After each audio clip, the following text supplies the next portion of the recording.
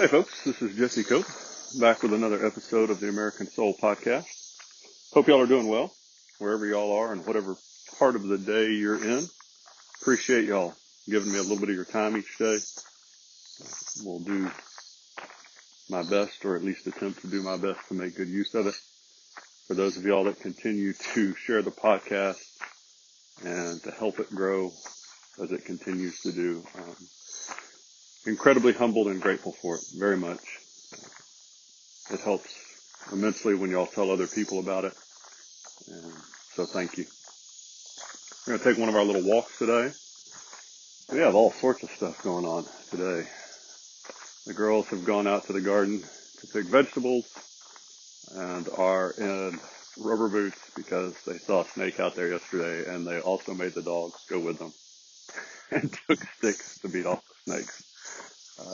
My father is down working on the shredder, and I am trying desperately with sprinklers to counteract the heat, which is killing everything in our yard. Well, that's not true, but it is killing a lot of things, mostly grass. Although I'm pretty sure we lost one or two trees, fruit trees out in the garden, so kind of disappointed there, but so be it. The sweet potatoes seem to be coming on pretty good. We planted those, I think I told y'all, about a week or so ago, and looked like we had lost almost all of them, and now some of them are starting to come back, so that's encouraging. At any rate, we'll go for one of our little walks. I've got a subject today, folks. I'm pretty passionate about almost every subject I talk about here. This one I'm extremely passionate about because I think it absolutely is one of the main stages of this war that we're in for the soul of our country. And regardless of whether that war turns into a hot war or stays more of a cold civil war, this is going to be one of the two main areas, I guess maybe three, in my opinion, where we really turn this republic back around and save it, or where we lose it. Today we're going to talk about, and we'll talk about this, I promise, multiple times, especially over the next couple months, and you'll see why. The purpose of public education. So I'm going to go through and I'm going to read about 3 quotes that I've pulled to kind of give us an idea of what public education, what our founders, and we talk about this often, and I'm barely scratching the surface here, folks, but just to talk about what was the purpose? Why do we need public education? What was it centered around?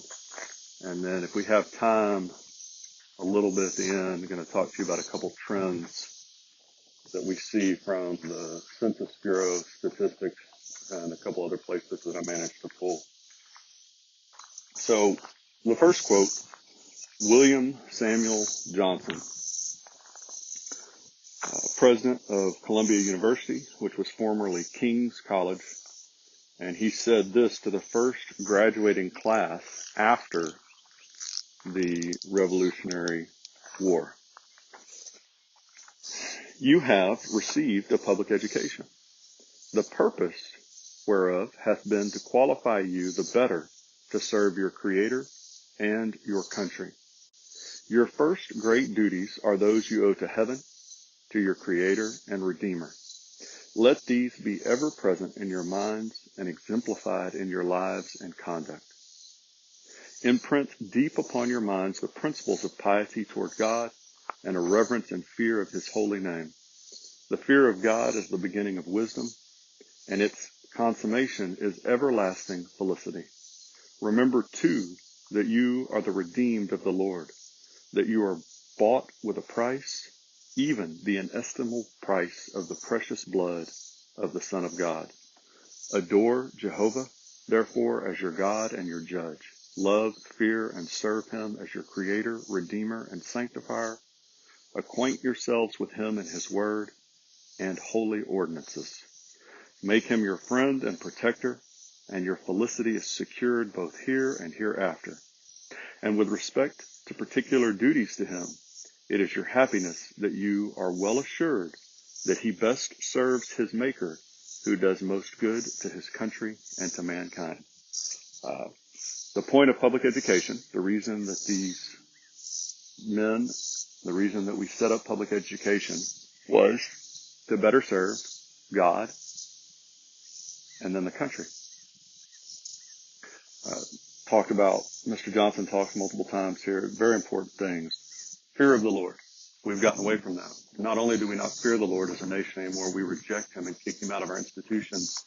And we completely ignored Thomas Jefferson's warnings about a just God and that his justice won't sleep forever. We think, as Lincoln said, in the arrogance of our hearts, right? We think, oh, we did all this. We don't need God. In fact, some of us pretend we don't even have God. There is no God in America, right? And then he talks about these duties that we have. You have a duty, folks. We do to serve God.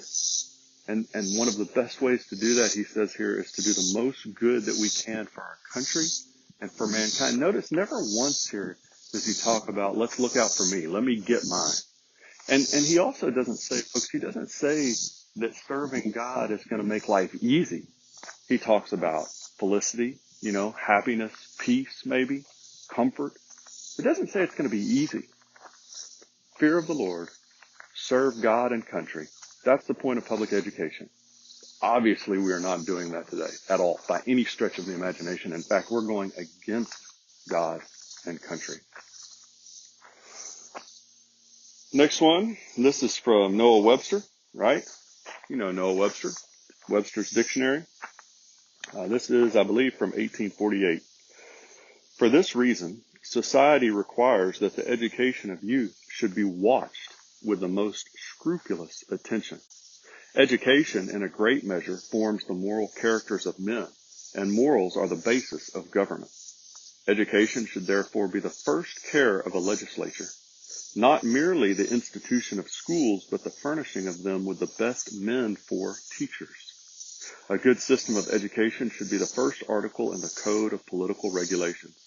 For it is much easier to introduce and establish an effectual system for preserving morals than to correct by penal statutes the ill effects of a bad system.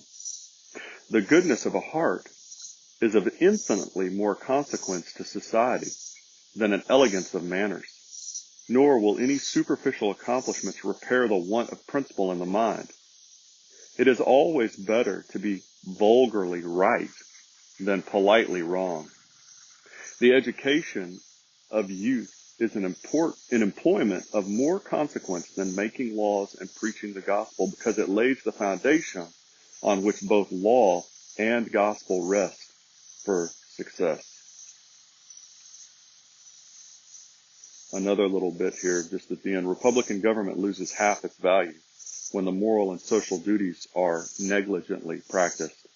To exterminate our popular vices is a work of far more importance to the character and happiness of our citizens than any other improvements in our system of education. Again and again and again, folks, it goes to social values first.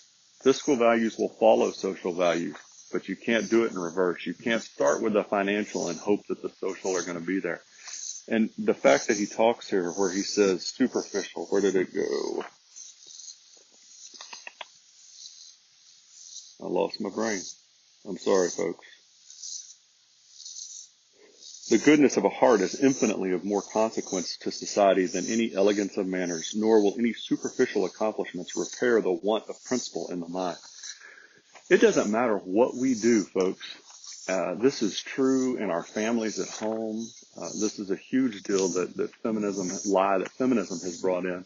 It doesn't matter if you become the CEO of a company, a multi-billion-dollar company, multi-million-dollar company, the best doctor, lawyer, teacher, plumber, electrician. It doesn't matter how good you are professionally.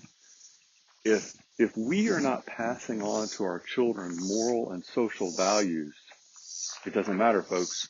It's all superficial. It doesn't matter how good at basketball or football or baseball or volleyball you are or your kid becomes. If we don't teach them moral values, which if you look at the state of national sports, that just popped in my head, you know that we're not. If we don't teach them those moral values, if that's not the main point of education, public education in particular, not even talking about private, folks, just public education, if that's not the main point, if we're not centered around God, as Noah Webster said here, it doesn't matter. And the interesting quote, I have never liked this comment, but I can't pass this up and not mention it. You hear so many people talk today about, I wish that we had Trump's mean tweets back. And I really don't. I've never been a big fan of that. I've always wanted a little bit more class there, folks, personally. That's just me. But Noah Webster's comments here, it's always better to be vulgarly right than politely wrong. And you think about this in your own life, some of those people that you've met that are really polite and well-mannered and completely superficial and mean underneath. They talk to you like they're your friend, they're kind to you in public or maybe in private, and then they just completely destroy you, right? Wouldn't you rather have somebody that really cared about you? I'm just talking individually, and you can stretch this to the country. Wouldn't you rather have somebody that really cared about you that maybe was not the most polite person in the world than somebody that was super polite and well-mannered and was undermining and attacking you behind your back? Of course you would. That's a no-brainer. Just an interesting comment there by Webster. William McGuffey. This is great. And I pulled from just almost every source I've got today, folks, including a couple online. Census Bureau. These quotes are from the Founders Bible, Patriots Bible, America's God and Country Encyclopedia, and they're in multiple places. They're also online, so you can go and look these quotes up. William McGuffey, professor and college president.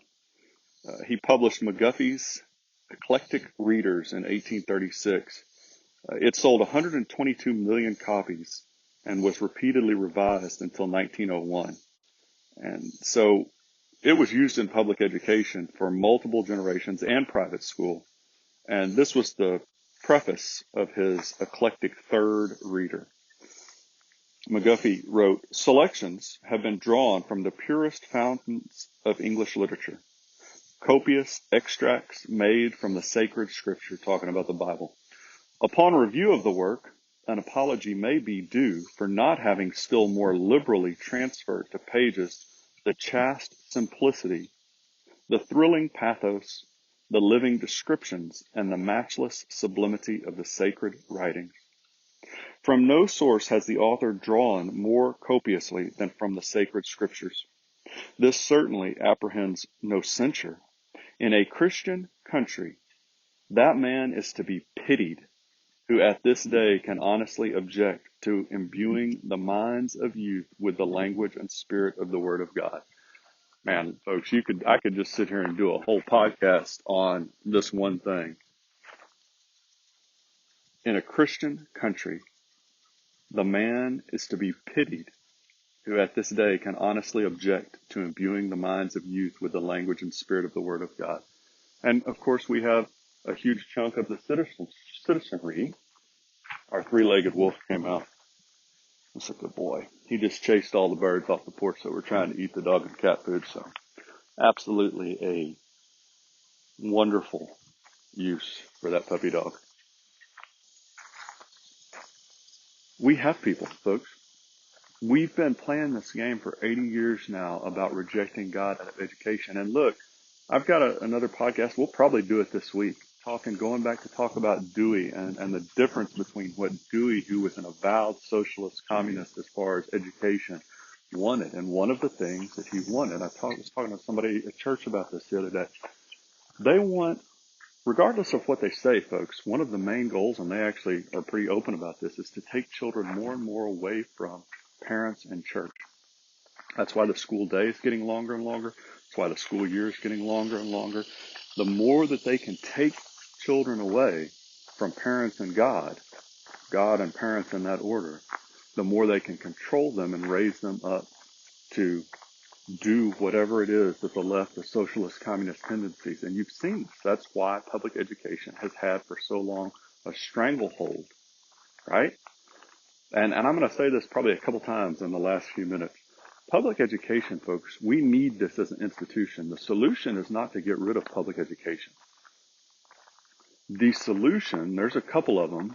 School choice is a huge one. Arizona's law right now is fascinating that they just passed that every student gets $6,500 a year. And maybe we'll come back and talk about that in a couple days. But the solution here is to fix public education. The days have to be massively shorter. The school year has to be massively shorter.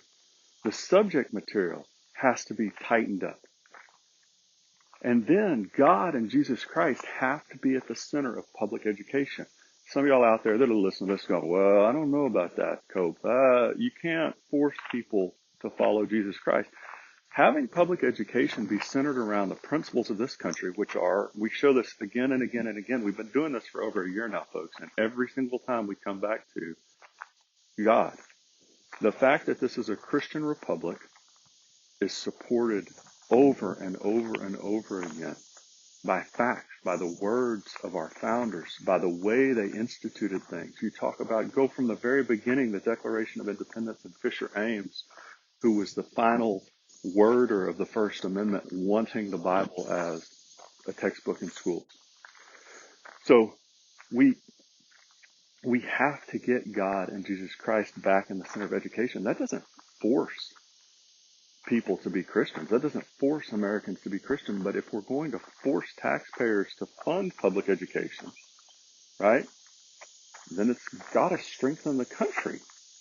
It's insane. You would never have a company where you forced people, where the stockholders bought in, and they bought into stocks that actually undermine the country. That makes no sense, but that's exactly what we're doing with public education. So these are just three examples. As I said, we're going to come back and talk about this multiple times because, right, school is coming again, and for the vast majority of students in the country, they're going to go back to public school. Now, that being said, I had a couple quotes from some of our founding colleges, but I think I'm running low on time. Let me check here. So I want to read a couple things to you as we go and chase a turkey off the porch that's eating all the cat and dog food. So this is from Texas Scorecard, and it's information pulled from the U.S. Census Bureau. THSC estimates more than 750,000 Texas students are being educated at home. In 2020, the number of Texas students, and there goes the turkey. In 2020, the number of Texas families who chose to homeschool their kids nearly tripled from 4.5% to 12.3%, according to the U.S. Census Bureau. Okay? That's one. I'm going to go to the next one. My phone decided to. So, by the fall of 2021, this is, I think, pulled again from, well, no, it's not pulled from the Census Bureau. I'll have to go back and get this. By the fall of 2021, 11.1% of students in the United States were homeschooled, and the number is continuing to climb. So, if you go back and look at the trend, back in 1999, and I think homeschooling was really, I read this, I'm not sure about this, I'm not going to say that, but the percentage was a little below 2% in 99. And now, depending on what statistic you look at, we're anywhere from 8 to a little over 9%. And the number is steadily increasing, anywhere from 2 to 8% each year. Although from 2019 to 2020, you had a huge jump, obviously COVID. You'll kind of have to see how that balances out. But the point here is, even without COVID kind of spurred it on, but the homeschooling numbers are growing. Well, why? Well, because those students are performing better across the board when you look at the statistics. And those parents no longer have to unteach or reteach the correct moral values to their kids once they get home. They don't have to fight the public school system, which has taken God and Jesus Christ out and replaced it with these, there's nothing else to say, folks. We've talked about it here before, these evil values of the left. You talk about LGBTQ, you talk about abortion, you talk about illegal immigration, you talk about the bigotry of things like critical race theory, Black Lives Matter, the Antifa protests a few years ago. You talk about the socialist, communist, the revisionist history, the idea that America is systemically racist, sexist, and bigoted. Parents are tired of having to pay to send their kids to public education, to have the public school system teach these completely immoral and evil values to their kids. And if it's not explicit, because some of y'all are thinking, well, my school doesn't explicitly teach that. Yeah, you're right. But it doesn't, it allows it implicitly, folks. Because what happens is if you've got a kid that wants to promote one of those things, right, the school has no control over that, and you can't speak against it. So if a student is asking you what the truth is, right, and you see this, what's the Supreme Court case right now? The football coach that was praying with his teammates, not his teammates, with his players, right, and that had to go all the way to the Supreme Court. So even if it's not explicit, which it is in a ton of schools and growing, and the age that it's explicit is getting younger and younger, it's done by omission, let's say. You've heard that before, right? Just because you don't tell a lie, if you don't tell the truth, right, that's lying by omission. And that's kind of what we're doing even in the good school districts. We're not standing up and telling the kids because we're not having public education centered on God and Jesus Christ anymore. And it's not, folks, you have some wonderful educators, administrators, counselors out there, phenomenal. Look at wherever you are across the country, because I pull quite a few of y'all from a lot of different places, even overseas some. I can't speak to some of the countries overseas, but here in the United States, across the board, whatever state you're in, you're going to have a number of really caring, good educators, administrators, and counselors. The problem is the system is tying their hands, folks. Now, you've got some really bad ones, too. I'm not pretending that they're all good. In fact, you might have a majority that are not good because the system is the way it is for so long. The point is, the purpose of public education, when you get right down to it, had to be God and country, and we're not doing that. And if you're not doing that, you can't force American citizens, taxpayers, to fund that anymore.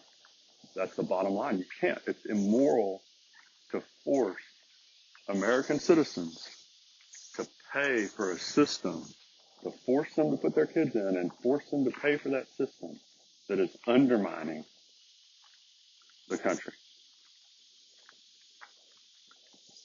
Again, there's multiple things that need to be done. The biggest ones, though, get God and Jesus Christ back in the center of education. Make education primarily about education again, right? Not as it is in so many places today, folks, focused on extracurriculars or athletics. It needs to be focused on education, centered around God and country. The day needs to be dramatically shorter. The year needs to be dramatically shorter. These kids need to be home with mom and dad. They need to be learning from mom and dad.